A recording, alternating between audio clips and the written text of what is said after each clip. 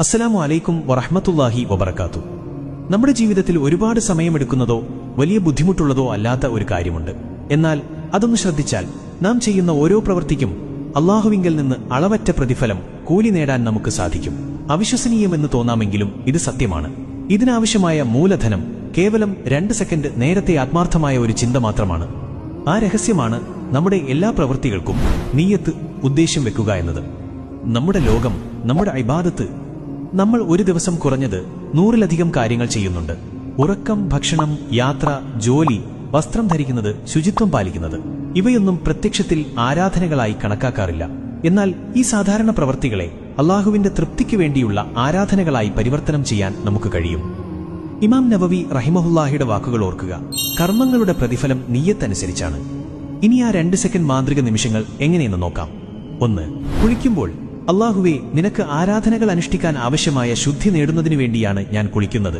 2. ഭക്ഷണം കഴിക്കുമ്പോൾ, അല്ലാഹുവേ, നിനക്ക് ഇബാദത്ത് ചെയ്യാനും സത്യമാർഗത്തിൽ സഞ്ചരിക്കാനും ശക്തി ലഭിക്കുന്നതിനു വേണ്ടിയാണ് ഞാൻ ഭക്ഷണം കഴിക്കുന്നത്. 3.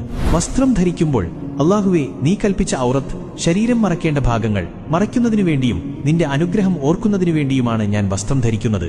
4.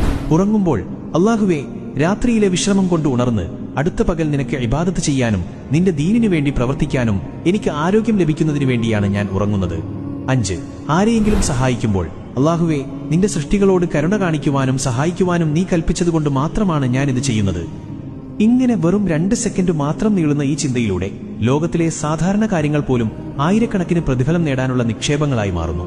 ഇതാണ് വിശ്വാസികൾക്ക് അല്ലാഹു നൽകുന്ന ഏറ്റവും വലിയ സൗകര്യം.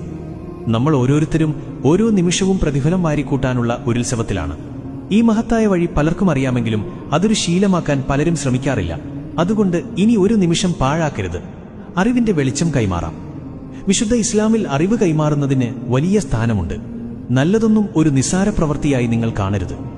നിങ്ങൾ ഈ ലളിതമായ കാര്യം ഒരാൾക്ക് പറഞ്ഞുകൊടുക്കുകയും അവർ അതനുസരിച്ച് പ്രവർത്തിക്കുകയും ചെയ്താൽ അവർ ചെയ്യുന്ന ഓരോ പ്രവൃത്തിയുടെയും പ്രതിഫലം നിങ്ങൾക്കും ലഭിക്കും, അവരുടെ പ്രതിഫലത്തിൽ നിന്ന് ഒട്ടും കുറയാതെ. അതുകൊണ്ട് നിങ്ങളുടെ ഏറ്റവും പ്രിയപ്പെട്ടവരിലേക്ക്, കൂട്ടുകാരിലേക്ക്, കുടുംബാംഗങ്ങളിലേക്ക് ഈ അറിവ് എത്തിച്ചു കൊടുക്കുക. ഒരുപക്ഷെ ഈ ചെറിയ സന്ദേശം അവരുടെ ജീവിതത്തിലെ ഏറ്റവും വലിയ പുണ്യത്തിന്റെ വാതിലായി മാറിയേക്കാം. ഇൻഷാ അല്ലാഹ്, നമ്മുടെ എല്ലാ നല്ല നിയ്യത്തുകളെയും അല്ലാഹു സ്വീകരിക്കുമാറാകട്ടെ. നമുക്ക് അവന്റെ തൃപ്തിയിൽ ജീവിച്ച് മരിക്കാൻ ഭാഗ്യം നൽകട്ടെ. ആമീൻ. അസ്സലാമു അലൈക്കും വറഹ്മത്തുള്ളാഹി വബറകാതുഹു.